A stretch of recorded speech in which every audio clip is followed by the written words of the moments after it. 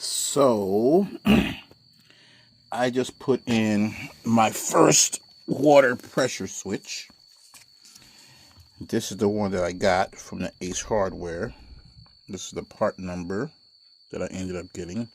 It's 40 to 60 psi. And what I did for myself, so I wouldn't forget what wires went where,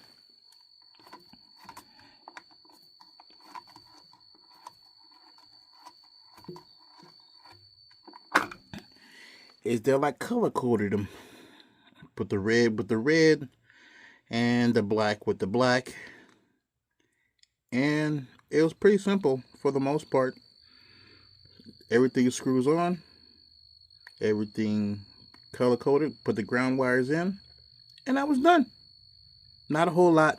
Very simple. Easy peasy. Peace out.